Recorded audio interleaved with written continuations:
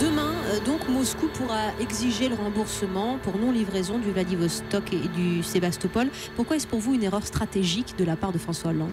Si on ne livre pas ces bateaux, c'est un double échec pour le gouvernement français et pour François Hollande. Un échec d'abord politique, parce qu'on voit bien que le monde est dans un état très compliqué. Il y a la crise au Proche-Orient, au Moyen-Orient, dans tout le Maghreb.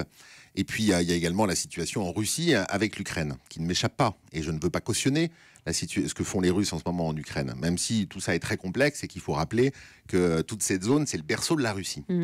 La France, elle a une tradition, c'est que c'est un pays non aligné notamment sur les États-Unis. Et que quand il y a un grand conflit, la voix de la France, elle doit être entendue pour participer à régler le problème.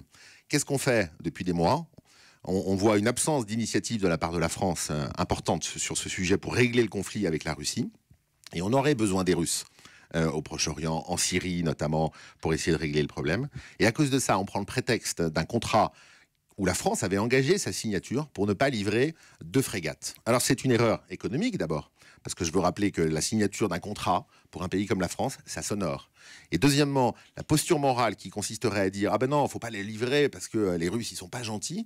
Bah écoutez, d'abord, vous savez, quand vous livrez des armes, vous les livrez rarement à des gens qui sont gentils, ou sinon il faut les livrer à la marine suisse. Qu'on livre des armes à l'Inde ou au Qatar, par exemple, ça on vous choque? voit le président Hollande qui revient d'Arabie Saoudite et du Qatar, où il vient de signer des contrats pour la livraison de Rafale. Là, on ne l'entend pas se dire qu'il pourrait y avoir un problème moral d'utilisation de ces armes par ces pays demain.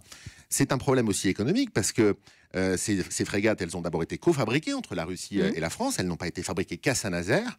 La Russie a fabriqué l'avant du bateau, pourrait même récupérer la poupe d'ailleurs. Exactement. Si c'est un contrat d'1 milliard d'euros qu'il va falloir rembourser. Donc moi, ça me rappelle la gestion du dossier de l'écotaxe poids lourd. Vous voyez, en gros, on part, le gouvernement part dans des sujets, et puis au dernier moment, il dit « Ah ben non, en fait, on annule tout, puis c'est pas grave, le contribuable va payer. » 900 millions d'euros au moins. 902 millions d'euros au moins.